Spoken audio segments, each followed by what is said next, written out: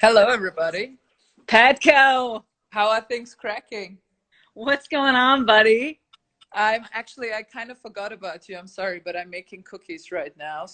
Hey, that's okay. I just So finished. this is what's going on here right now. So I'm sorry Perfect. I'm late. All right, are these like what kind of cookies here? Let me in. They are the best chocolate chip cookies in the world, and they are just great because you know what the secret ingredient is? Uh, Love. Love. love Love is the always makes secret it better. ingredient. So Yes. have you been like, do you normally bake or is this like new for these times? I am not a great cook. I am a fine baker, but most of the time I don't have patience for it. So now I have forced patience in everything I do, I guess. So yeah, Losing you.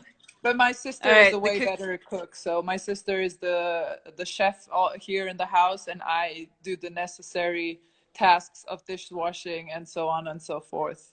Okay, all right, fair enough. I will What have you say. been up to? Can you play? You can play tennis, right? You have a court in the backyard, basically. All right, I'm losing you a little bit. Uh, Um, there we go. All right, there we go.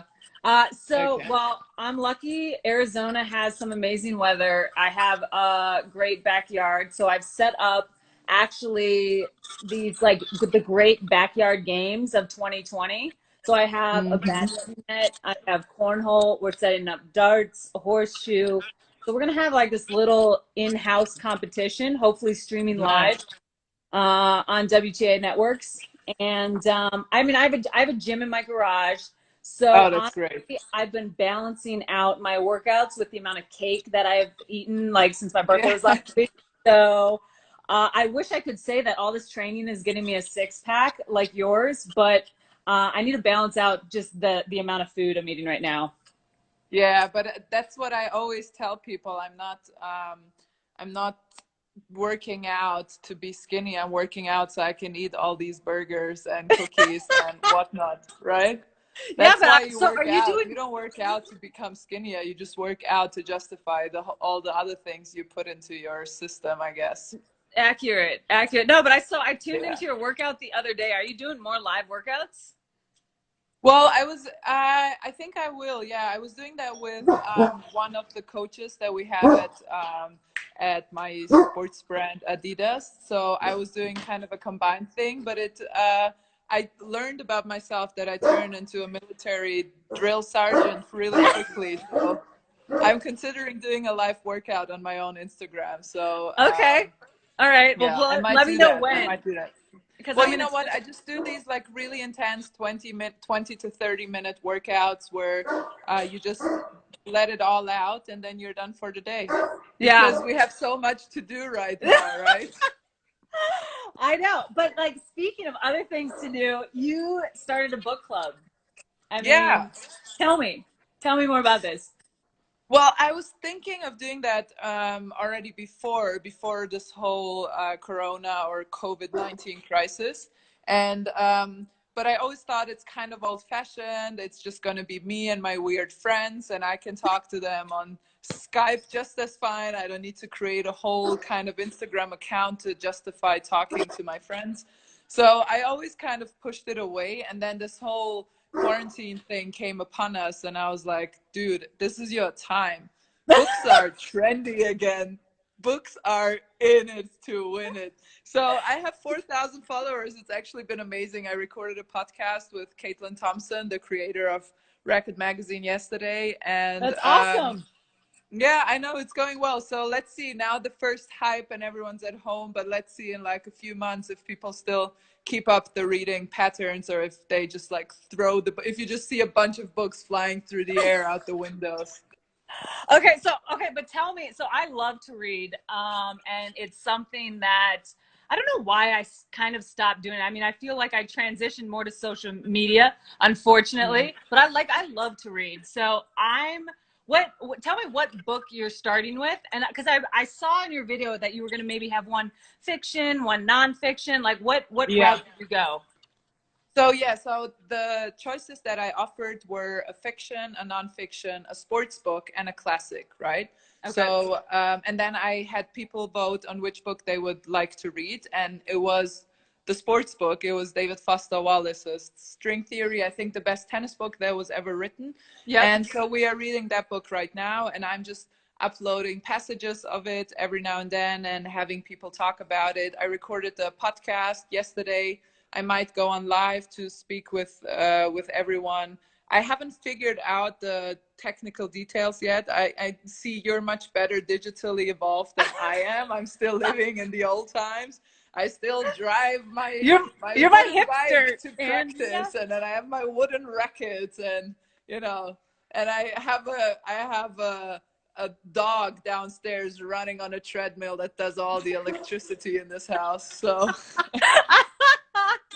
You're such so a yeah, cool so hipster, I though, still have Andrea. to figure out all the digital details, but this is what's planned. And then in the future, I'm trying to stay away from tennis books because actually, you know, our friends Ben Rothenberg and Courtney Nguyen, they have an actual tennis book club. They only read tennis books. Ah, But okay. my book club is supposed to be all kinds of books. It just happened to be a tennis book, this first one. So yeah. Okay.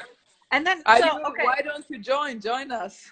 I joined. I follow along. I just don't have the book yet. It's like Okay. Amazon deliveries for books are taking like 2 months now. So Yeah. I'm going to have to figure this out.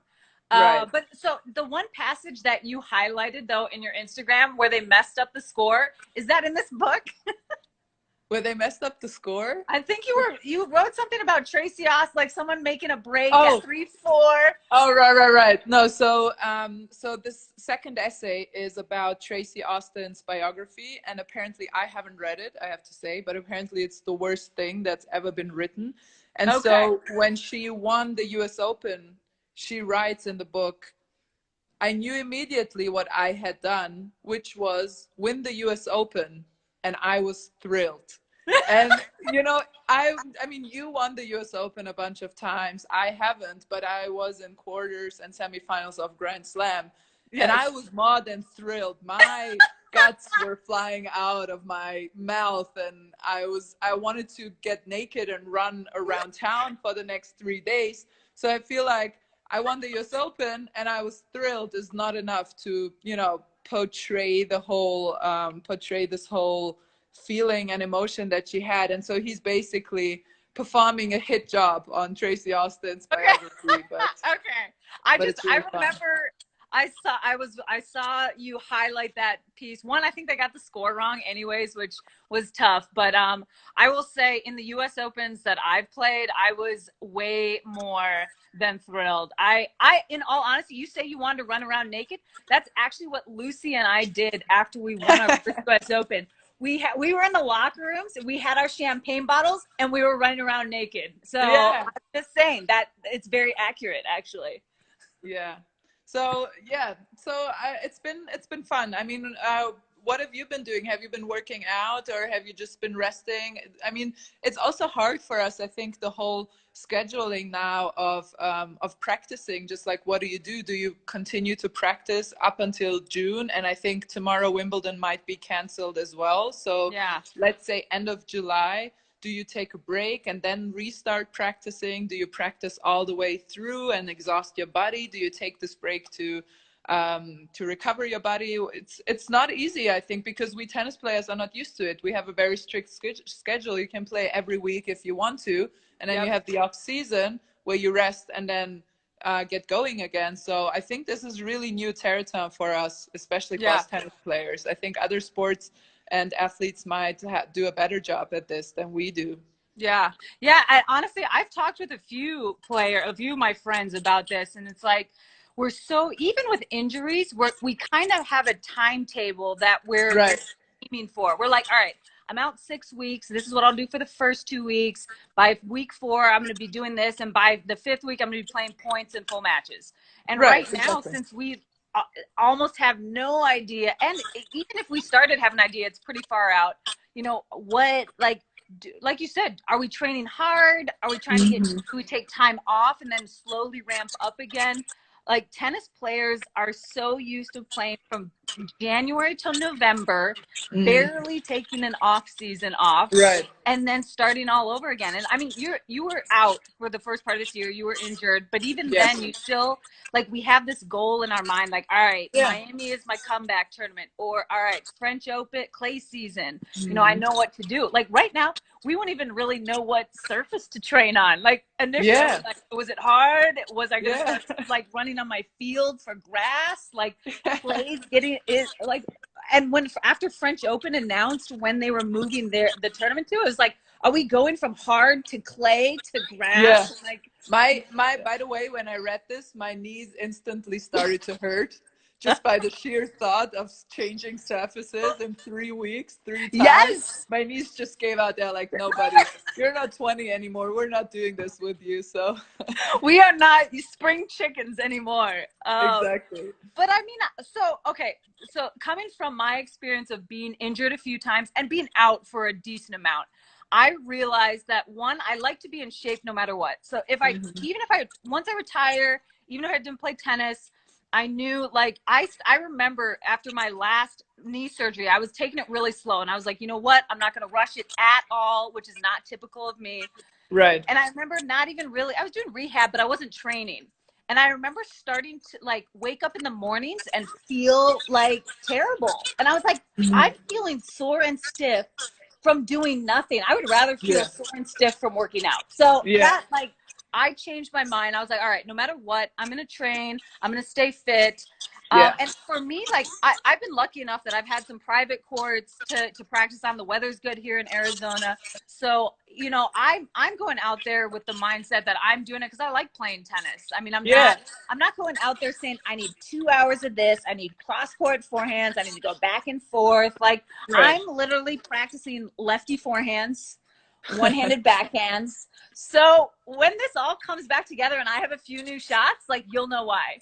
Oh man, that's so awesome. Well, I'm technically supposed to start training next week, but my dad is a tennis coach and he came, I think it was like 10 days ago now. He came to his club and tried to get, because in Germany right now, it's actually kind of nice weather, but it's still cold. People are still playing indoors.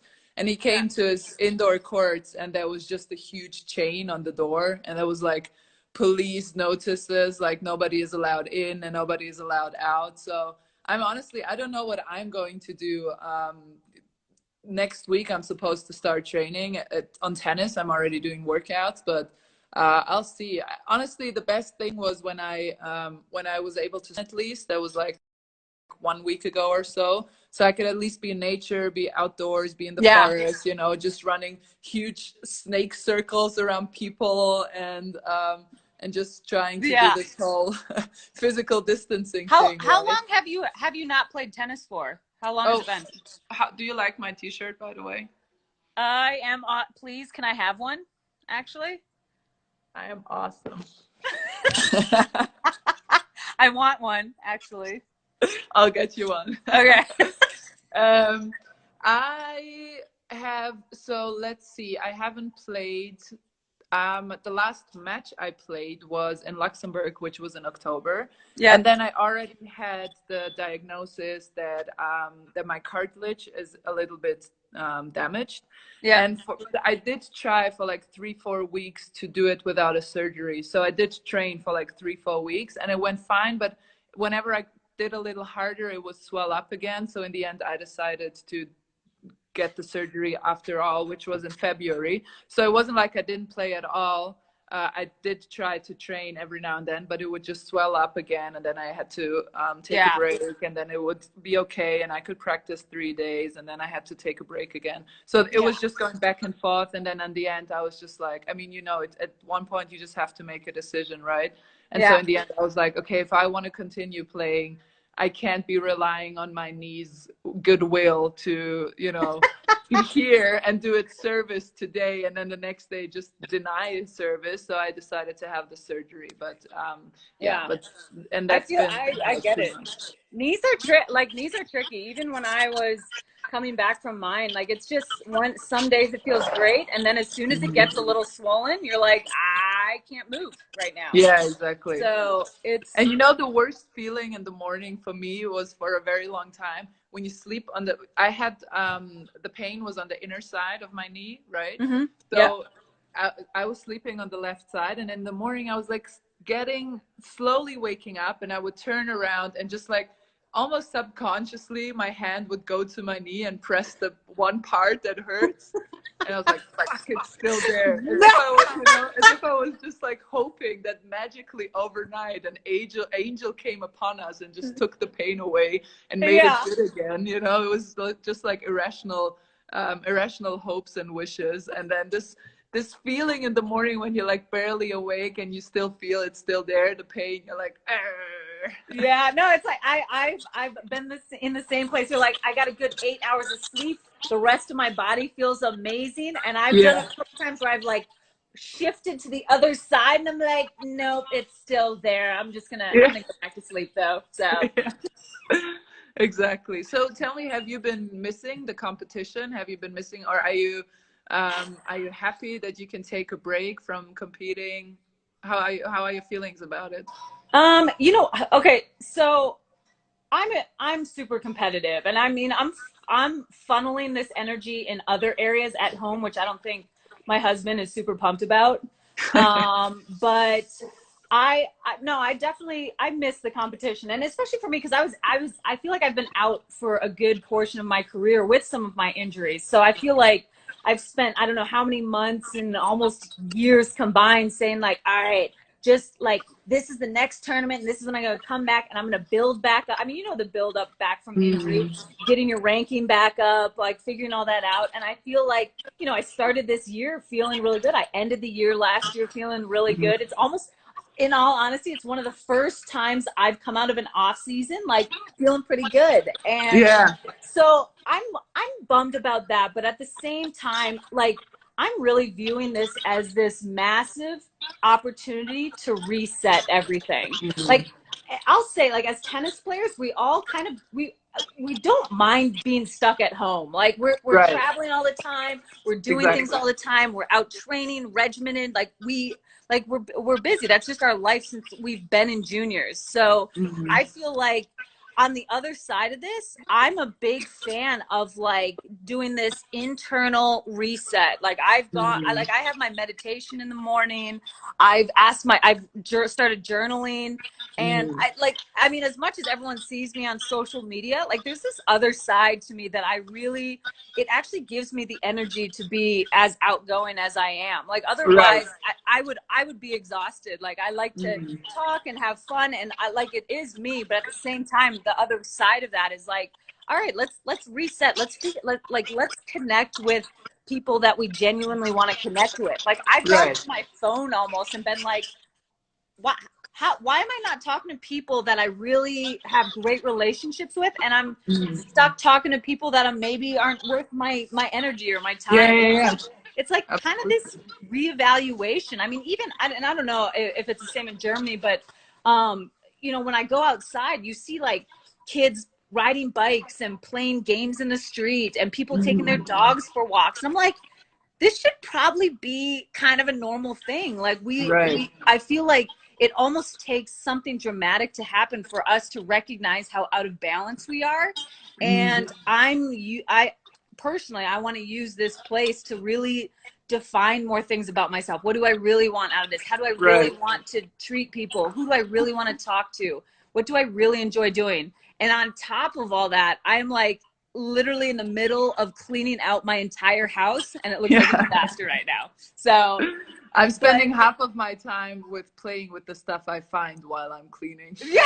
Like, oh, I didn't know I had this. So awesome. And then I just which is why it's like taking me even way longer. Like I'm going through all my Grand Slam towels that I've kept over the years.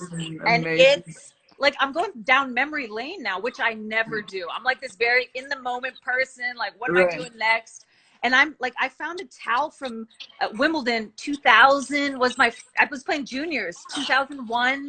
I made the finals of girls doubles, and it was just like I brought up my 2017 towel, which is where I got hurt at Wimbledon, and Oh my God. I have a ton of these, and not because I went far, but because I had like 8 of them on me in the ambulance going to the hospital, and it's like. Right.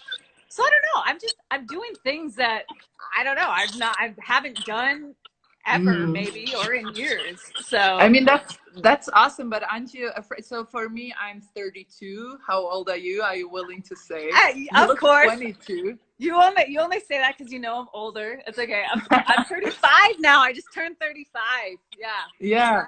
But I mean, for us older players, if I was 20, I would probably be really welcoming this break. But for us older players, it's really also every month that we lose is also a month that we lose in our recovery time, because I remember when we were 20, you would have a good night's of sleep, and the next day you would just function as if nothing ever happened, no matter how hard you trained. And now when you're older, you have to take all the measures in the world to be able to recover at all. So that's the only thing I'm worried about. Like, we don't know how long this is going to take. And if it takes forever, if it takes a year, that can be a year where my body might not be able to function as well as it does today. And it already today doesn't function as well as it did 5 years ago. So this is the only worry really that I have, because,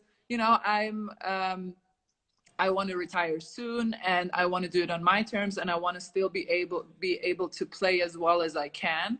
And to be able to do that, I really rely on my body, and I had a bunch of injuries as you did. So I feel like this is the only part of the only problem or the only worry I have about this whole break is like, how is my body going to hold up, Yeah. No, I mean, I'll agree with that. And it's like, I think that's the challenging part, is because right now we have zero control of what's going on out there. And like, and the tough thing for tennis players is that to have a job, we require the tours and the tournaments to be up and running. Like, it's not, some of the other sports, they have some contracts that they can ride out a little bit, and not saying that they don't want to compete. It's just, it's still a little bit different. And, and I'll agree with you. Like, and I think that's why I've come back from a lot of my injuries the way I have, especially my big knee injury. Like, I literally told myself, I was like, I'll be damned if this is how I go out, and the only thing people remember of me is me going down and dropping in a bunch of F-bombs on the grass at one point. Right. Like, no way am I going to let that be like this lasting image, even though it's like got the most views ever on YouTube out of any of my stuff. But like, I'm like, no, man. Like I want to do it on my terms. And when I feel like I want to do something else, not because I'm forced to or I have to, but really because I'm like, you know what? I gave everything I wanted to the sport, and now it's time for me to transition. Yeah, no, I think that's awesome. More power to you, Beth. Come on, Andrea, we got this. Like, let's stay balanced through this time. Like, this isn't going to be the end of our careers. So, like, we're in this, all right? Together. Yeah, we're in this to win this. I will leave this now because I have to get back to my cookies. Is that okay for you? Do it. No, don't burn the cookies. So that was awesome. Let's do it again. Thank you so much. I'll stay tuned into the book club, and we'll catch up soon. Yes. Bye, buddy. Bye. Later. All right, Petko. Oh, so Petko, fun story. I actually played her, going down memory lane here. I played her at US Open. Do you remember what year that was? 2009-ish. I'm not really great with exact dates, but we played each other on that court. What court were we on? We were on Grandstand, night match. I had match points, 2 match points. I missed a ball by this down the line, of course. I love going down the line. She came back and won, and that's kind of when she was starting her Petko dance on the court, and she made a big run there. She was playing great. But yeah, it's probably a better memory for her than me, but that's okay. I still remember it. I probably still have the towel somewhere in my house from that match.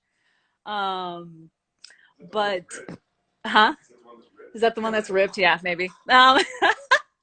But no, Andrea, look, Petco is one of my favorite people on tour. Her personality is awesome. I mean, she's just one of those outgoing players that's always entertaining. She's always passionate out there. She's always feisty. I don't think we've played doubles before. Where did we play though? Oh yeah, we did. We did pretty well. We played in China, Wuhan. We played in Wuhan. We played in Luxembourg too. All right, maybe Petco will have to get back on the court for some dubs whenever this is all over. Okay. Hey. I mean, it's the best YouTube channel in the world. I think you guys need to go. WTA. More videos with yours truly.